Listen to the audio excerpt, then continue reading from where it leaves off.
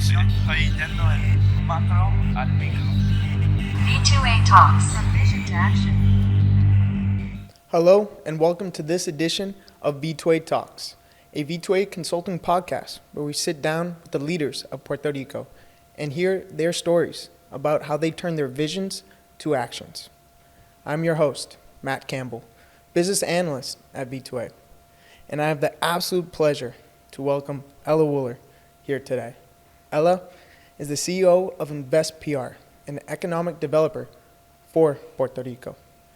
And Invest PR has been focused on bringing jobs and investment to the island for the past 5 years. Ella, it's a pleasure to have you here today. Well, thank you for having me, Matt. It really is a pleasure to be here.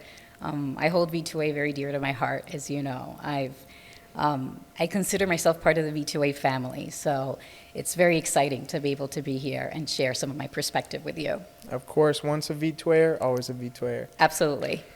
So I would love to hear how your story with Invest PR all started, the vision, how you fell in love with the idea, because our listeners may not know, but you're actually Invest PR's first employee. I am. So, I always say this is sort of like my baby because I was actually living in D.C. when I was first approached by the board of directors of Invest Puerto Rico. So, as you know, Invest Puerto Rico, it's a nonprofit entity. It was created by law back in 2017 to promote Puerto Rico as a competitive investment jurisdiction, to bring new business and capital investment to the island, to really generate jobs, to inject economic activity to the island. And our vision is to really be an accelerator of economic development for the island. And while this was conceived probably almost more than a decade ago, it really came into fruition in 2017 with the creation of a law. And so once the board of directors got appointed, they called me, and I was in D.C., living in D.C. I was working for a marketing and strategy consulting firm in D.C. And one of the members of the board of directors called me and presented the opportunity to me. And back then it was a paper. It was a law. It was a paper. It was an ambitious project to really stimulate economic development on the island. And I remember that you don't take these decisions lightly. I had been living outside of Puerto Rico for some time, but I thought, what an incredible project. And I thought I'd be a fool not to really take on this opportunity. I think very few times you get presented with an opportunity to really create something from scratch. Yeah. Because that's what I was tasked to do. I was brought to the island to help the board of directors take that vision and bring it to action. And so it was, 5 years later, here I am. I moved back in 2018, very excited. I had not lived on the island for some time. I did most of my career here on the island. I actually started with Ernst & Young. That's where I met Manuel Calderon from V2A. And then I worked for Johnson & Johnson. Then I worked for V2A for quite some time.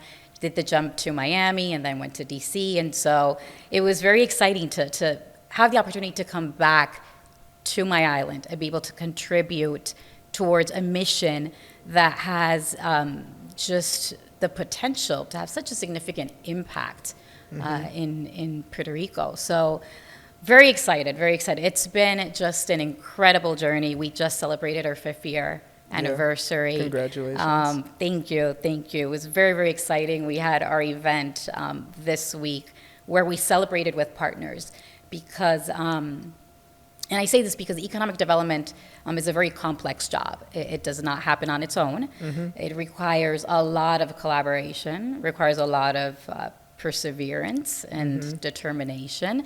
Results don't happen overnight. This is a marathon. This is not a sprint. I always say that. And it takes time to build and to really you first plant the seeds, and those seeds, grow. And so we wanted to celebrate with all our partners that have helped us along this journey in some way, shape, or form.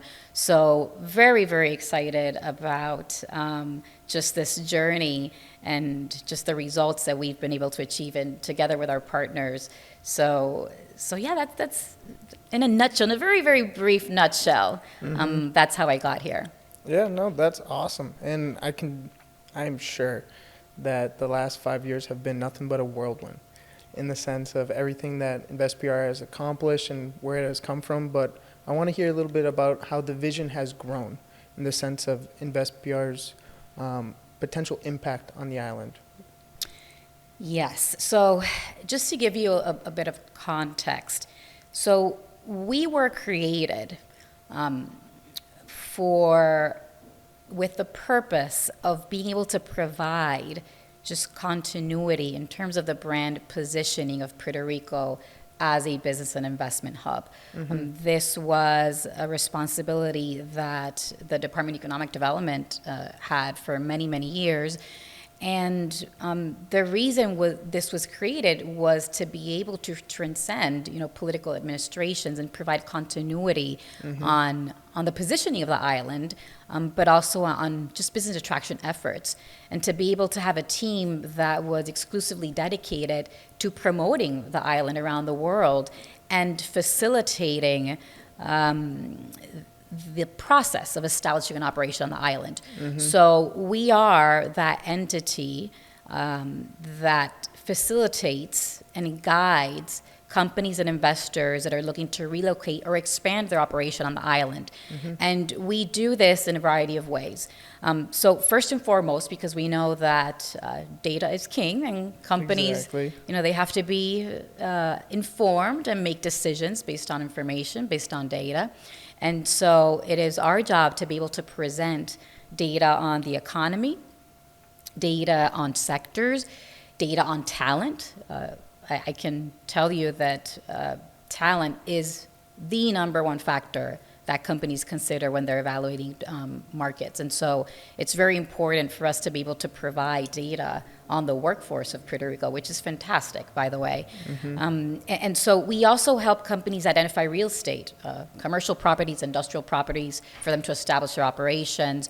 We are a connector. So we connect with the public sector, with the private sector, with academia, which is so incredibly important for the job that we do, with different trade associations, with service providers, with municipalities, all the stakeholders that in some way, shape, or form help to facilitate the arrival of companies to the island. And we also, a very just exciting thing that we also did is, because of the nature of our job, we come in contact with a lot of investors who are very excited about the Puerto Rico opportunity, but they don't know where to invest. And so out of this, and you and I have spoken about this, came Impeller, which is the first investment matchmaking platform on the island, and it seeks to connect local projects seeking capital with investors. And so, this is essentially how we do our work. We elevate the profile of the island around the globe through marketing and lead generation initiatives. We help these investors and these companies. We hold their hand across the process, and all of this really is to just help help them establish an operation that's going to generate jobs, that is going to inject economic activity to the island, and that really is going to foster prosperity for Puerto Rico. Yeah, and making everybody's lives here much better. Exactly. And so as I mentioned before, this is what we're about. We aim to really provide that continuity. That said, we work hand in hand with the government of Puerto Rico, particularly the Department of Economic Development and Commerce. I would say they're our primary business partner in this job, and having them done so for so many years, they did this. We really worked together to be able to make this happen. So it's been a journey. All startups. This was a startup. I think now we're more like a toddler. We're getting out to grade school. A little more aged, a little more experience. Yes, a little mature. But startups aren't easy. you know, and startups with the complexity that Invest Puerto Rico has. You know, this is a tall order that we're doing. Economic development is a tall order. And so, you know, it's been a journey, you know, full of a lot of lessons learned, of, you know, trying some things work, some things don't. But we're very proud just of seeing that vision and that paper, if you will, just come to life and seeing everything that we've accomplished so far. Yeah, that is awesome, and Invest PR has done a ton of things within the past 5 years. I want to zone in on some of the day-to-day operations. What do you personally do on a day-to-day? I know that is a funny question to answer because it's a little bucket of everything, especially when we're talking about startups. You get to wear a lot of hats, and Invest Puerto Rico is definitely similar to that. So. Yes. I get that question a lot, believe it or not. You know, there's never a dull moment in a startup. There's never a dull moment in Invest Puerto Rico. I remember when I started, you know, Invest Puerto Rico was Ella Woger for 8 months. I had a little office. Yes, so I had a little office in the Department of Economic Development as we were kind of, you know, just building this. You know, we had to establish a strategic plan, a budget. We had to design the organization. There was a lot that went on before we were even able to recruit, you know, people. But and then, you know, we graduated to an office in a co-working space, and we graduated to another co-working space until we finally inaugurated our state-of-the-art facilities at the convention center. But which is a beautiful office. It is. I've got to say. I mean, well, you know, we are the face for companies and for investors, and so what better place to do it than in this, you know, wonderful convention district that has just so many facilities available. But talking about, you know, all the hats that you wear, it was, I remember I used to wear 1 million hats. Yeah, probably all of them at the start for those first 8 months. I did. I wore all of them. You know, I gave input into and worked with consultants to develop, you know, a strategic plan and a sound budget and a design of the organization. But I also signed checks to, you know, just pay our vendors. So it was a lot of hats, right? And I think for me, as I've grown, you know, in my role, I've had to, you know, learn to delegate as the organization grew. I remember we hired, we actually hired a CEO that came, you know, that had economic development experience in other markets. We hired our CFO, and together, you know, we started building and growing. But I think, you know, my role as a CEO, I would say, is really, first of all, ensuring that we deliver on the mission of the organization. Because, again, a lot goes on behind the scenes to be able to orchestrate, you know, all the initiatives that will come to fruition to foster economic development. But aside from that, I think in my role, I think what I've found very important is how you navigate different stakeholders to be able to deliver on our mission. Because, as I said before, this is not something that happens on its own. And no one organization can really do this on its own. Yeah. And so it's been really important for us, and for me in particular, to be able to establish those relationships with different entities, with different stakeholders, to be able to facilitate our mission. And so when I say that, you know, every day is very different. I mean, sometimes I wake up and my agenda, you know, seems pretty full. You know, it actually seems all right. You know, I'm going to have 2 or 3 hours of work and, you know, computer time. And then, you know what, then I have back-to-back meetings and things always come up.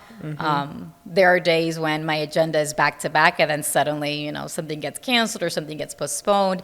So, you know, there's no one, you know, singular day. We're a small team. And so I always say that the people who work at Invest Puerto Rico, first of all, have to be extremely committed to the mission, because this is not, this is a complex job. Yeah. And sometimes, you know, it's not always peaches and cream. You know, you have to work really, really hard. And when the going gets tough, the mission and the belief in the mission and that we are really doing something that is having a significant impact on the island, that's what's going to get you going. And so I always say that the folks who work at Invest Puerto Rico, they are the CEO of their own function, of their own role. They are entrepreneurs in their, you know, in their own role. And so, because you really do have to wear many, many hats to make things happen. But that's the beauty of a startup. I mean, I think that's what was exciting to me, that we get to create something from scratch. I mean, that, you know, not everything is going to work out the first time, but that's the beauty of it, that that you get to try things out, that you get to see, you know, well, is this going to work? Let's see, let's try it. And if not, you know, you learn and you improve. And so I think everybody at Invest Puerto Rico, you know, would tell you, you know, we're accountable. You know, we're accountable, and we work really hard to make this happen. Yeah, when your passion is the driver for your motivation in your job, it really makes a great environment to work in, but also a great success for the company. Passion, I think, is absolutely key, Matt, because I think we are all passionate. If you're passionate about what you do, it's not a job. You know, you go to work every day, and it's a pleasure, you know, to do what you do. And so I always say that the folks, and I think you've met some of the folks at Invest Puerto Rico. Yeah. We're all very kind of, you know, passionate people, and we really, you know, believe in what we do. But, you know, it's for a reason. This is a mission-driven organization. And when you work at a mission-driven organization with such a tall order, it's, you know, you have a responsibility to really take this at heart and work hard every day to make it happen. And when you do have a mission-driven organization, I'm sure many challenges can get in the way. Can you briefly share about some of the biggest challenges you have faced within the past 5 years? So I think in the work that we do, I think one of the biggest challenges that we've encountered is perception. You know, we know that Puerto Rico has had its fair share of challenges, and that certainly hasn't helped with the perception of Puerto Rico. I think we are in a very pivotal moment in Puerto Rico's modern history. It's a very exciting moment. At the same time, we're overcoming many of these challenges. So there is still so much work to do in terms of building awareness of what this island has to offer as a business and investment hub. And that's our role.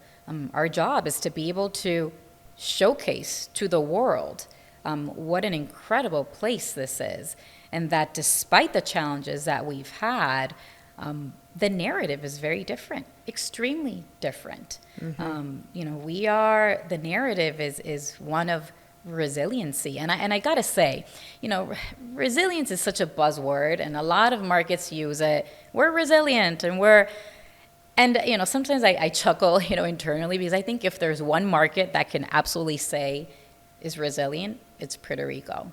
Yeah. And I think people, that narrative of resiliency and that narrative of innovation, you know, Puerto Rico has such a thriving innovation and entrepreneurship ecosystem which, mind you, was one of the things that absolutely blew my mind away when I came back.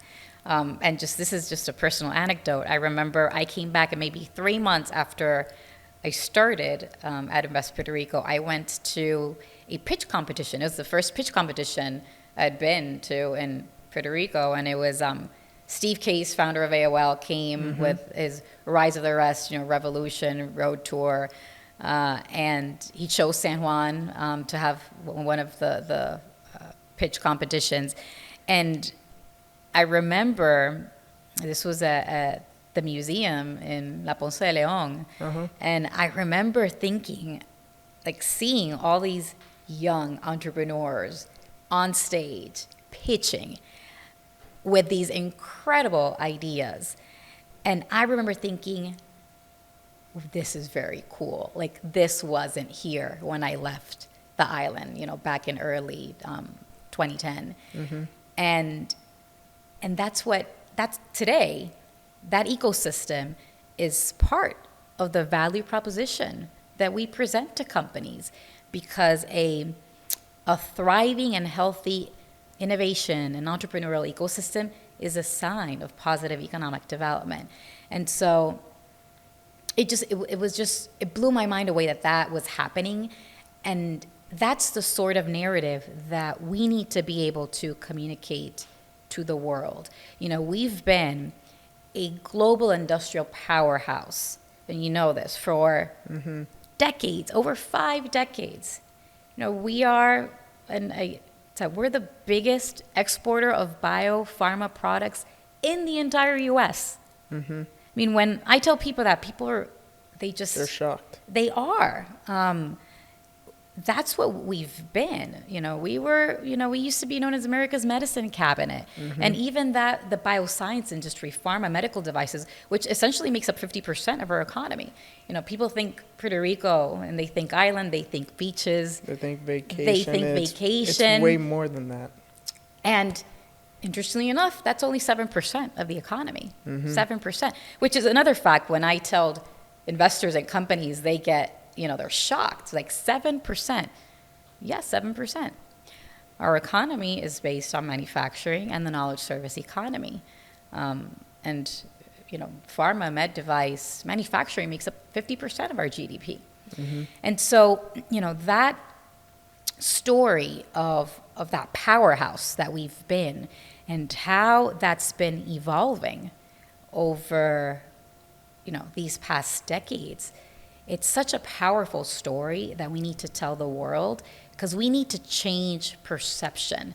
We need to let folks know that we have and we are overcoming those challenges that we've had, and that our new narrative is just one of innovation. It's one of resiliency. It's one of a thriving entrepreneurial ecosystem that builds upon the legacy, the industrial and bioscience legacy that we've had. The aerospace sector is one that has been growing, just incredibly. I mean, back in 2013, 10 years ago, there were probably around 600 employees in the aerospace industry. Today, they're around close to 6,000 employees. Wow. I mean, that's amazing. There is a reason why companies like Honeywell, like Pratt and Whitney, like Amgen, Medtronic, there's a reason why they're here.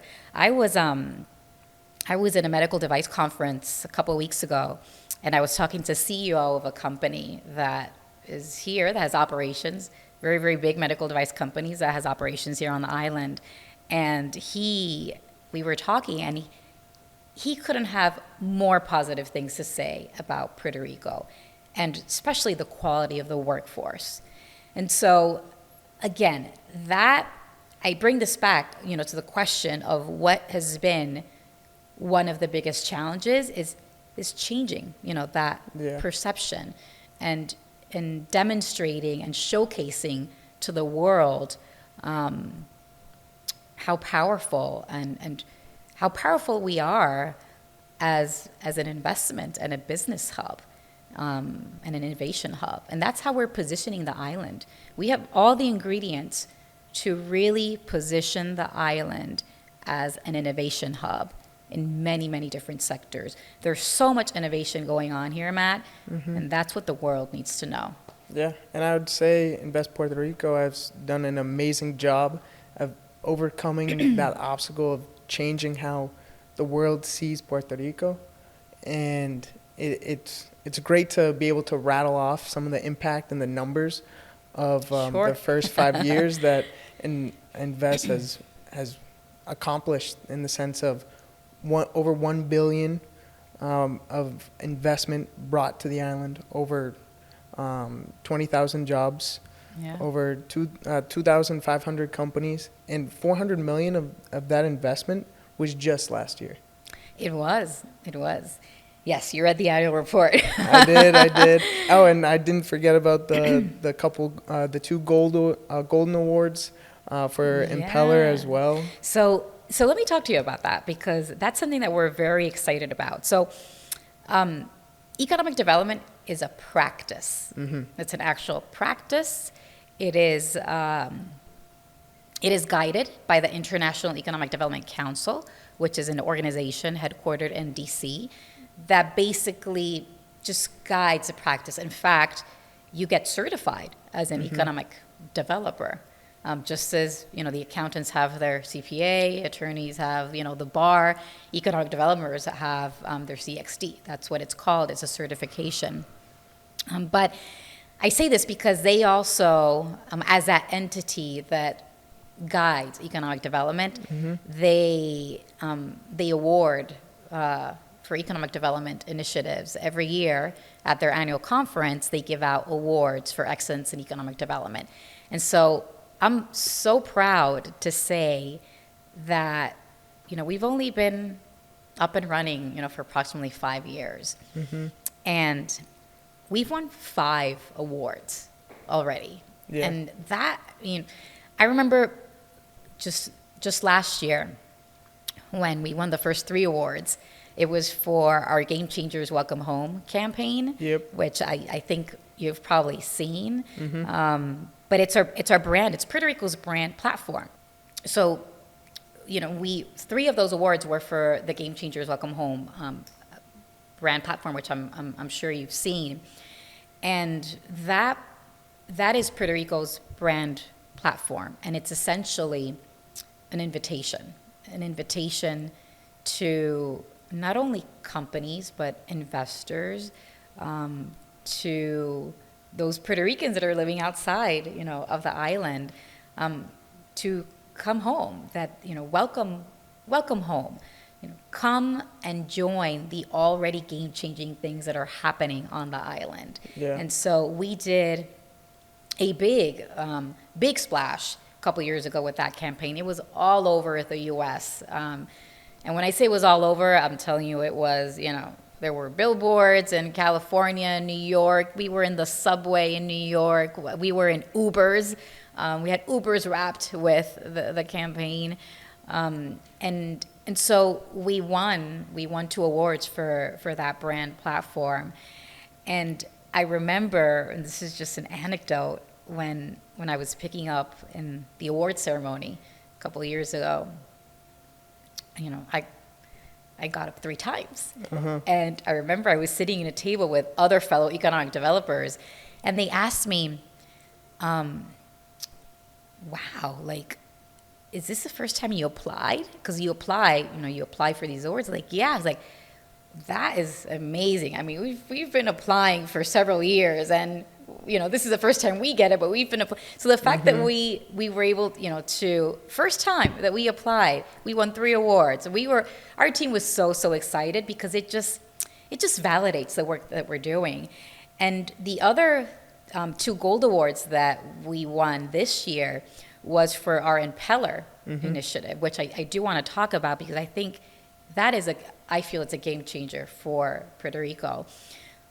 I think when we talk about that entrepreneurial ecosystem, we have to talk about access to capital. Yeah. And I know that you've had Laura Cantero from Grupo Guayacán here in these podcasts, and I'm sure you spoke a lot about access to capital. Of course.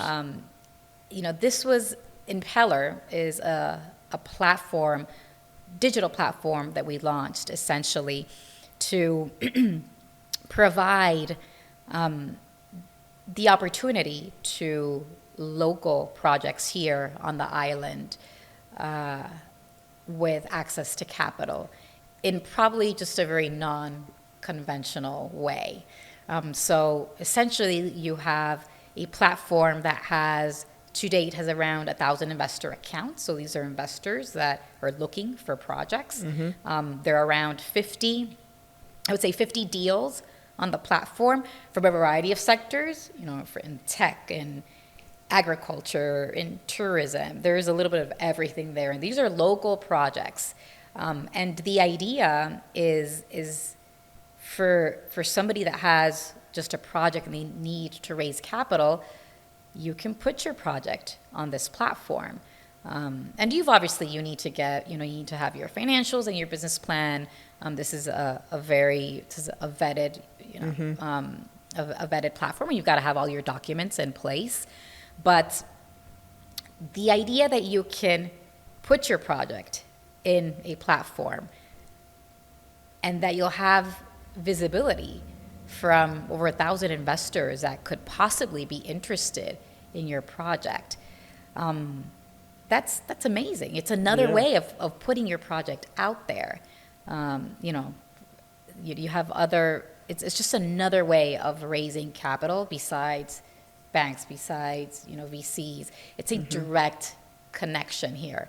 So we're very, very happy about that, those awards, because I think they give credibility to the work that we're doing, particularly by the global organization that guides economic development. And so we're very, very happy about those results. Aside from, and those numbers that you mentioned, which are, again, to me, very, very excited about the progress that we've made. Because commitments of 20,000 jobs, that's a lot. That's a big deal. $1 billion in commitments of capital investment, that's also, a big deal. We're talking about 2,500 companies that were not here. Yeah, those are amazing accomplishments. And with amazing accomplishments comes, of course, a great amount of learnings. What is the biggest thing you've learned within these past 5 years? I know that's a very loaded question, but I would love to hear it. I think when you were working on something from the very beginning, you need help. You can't do it on your own. And I mentioned before, the work that we do doesn't happen on its own. And so I think perhaps from an organizational standpoint, I think one of the biggest lessons learned is that you have to collaborate. You have to bring other people in. You have to be able to work together to achieve the mission. And so we've been very strategic about doing this, because I always say, and I'm going to say it in Spanish, and my team is always, I think they're tired of me saying this, but I always say, en la colaboración está la fuerza. And it's true. The more you collaborate, the more partnerships you make that can drive your mission, the more effective you'll be, and the more you'll be able to accelerate success. And so I think that's been probably one of the biggest lessons learned throughout this journey from an organizational, standpoint. What about from a personal standpoint? How has growing from the first employee to the CEO of Invest Puerto Rico, how has it affected you as a leader? I will tell you, this has been probably the most challenging job I've done in my entire professional career. It's also been the most rewarding job I've done. And, to see, my journey as a leader there have been so many lessons learned. I've got to say, I think one of the biggest lessons learned for me has been that you've got to lean in. You've got to lean in. And lean into what? The work, the people, the initiative? Everything. I think when you start, sometimes you may be a bit shy. You're entering, there wasn't anything. There was a vision. And so you start testing the waters, essentially, excuse me. And when I started working here, I had over 20 years of experience in many different types of roles. But I had never been in a startup. I had never had the task of creating something. So, when you start something and you've never done it, you're going to be, you're going to dip your toes in the water. You're going to see, well, what works, what doesn't. And you start kind of building, that confidence. But when I say lean in is because you've got to trust, those years of experience that you have under your belt, they mean something. And they've made you the person, that you are along that journey. And so I think for me, one of the biggest lessons learned is to lean in, to trust your gut. And to have your voice heard along the journey. I think that's what's helped me. I think change is always scary, and I remember when I started at Ernst & Young with Manuel. Actually, we used to show a video, and I think perhaps when he sees this, he's going to start laughing, but. We used to show this video, and if I see this video now, from a production standpoint, it wasn't what it is today. But it was all about change, because when you facilitate strategic planning processes, a lot of it is about change management. And change is scary. It really is. And I bring this up because I think the video ended, change is scary, but at the end, change is all about you. And when I started here, this was a big change for me into uncharted waters for me. And so I've grown immensely. I think I've grown as a professional in these past 5 years, perhaps more than I have in my entire professional career. But, that point about leaning in and just knowing that you will, odds are you will make mistakes, and that's okay, right? That's what a startup is all about. But lean in. I would tell that to anybody. Listen. Listening is extremely important. And think before you speak, and listen before you react. But lean in. Have your voice be heard. I hope whoever had the job of EY onboarding and their motivational videos gets to see this and know that they made an impact on you with the change video. But you're absolutely right. The idea that La Isla can't get better unless some things change. And hopefully Invest PR can keep helping everybody change for the better in the sense of business, investment, and what we can do as an island. I say that we celebrated our 5th year anniversary, but here's to 50 more, right? Yeah. And here's to decades and decades of being able to contribute to fostering economic development for this island, because I truly, truly believe that this is a unique moment in time for Puerto Rico, and we've got so much to offer.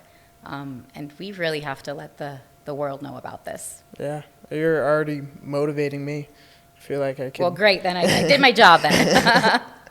And I have one more question. This will be my last question for you today. If the you of 5 years ago was sitting in my seat instead of me, what would be one piece of advice that you would give that Ella Willer before she started this journey of taking on Invest Puerto Rico? I would say, believe in yourself. Believe in yourself. And this goes hand in hand with what I said about leaning in. Your gut is a very powerful, there's always that little voice, in the back of your head that is telling you, yay or nay. That's very powerful. And odds are, I would probably say 95% of the times it's right.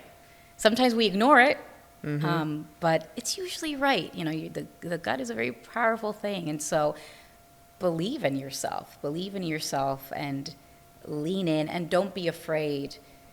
Don't be afraid to make mistakes. I mean, that's what's going to help you learn and grow in your career. Yeah. Awesome. Well, thank you so much for your time, Ella. If you would like to share anything with our listeners before we log off. Sure. I'd love to say, if you want to learn more about Invest Puerto Rico and the initiatives, please check out investpr.org. There you'll find everything about, what we do, about all our initiatives, how we help companies and investors, and how you can be part of the story.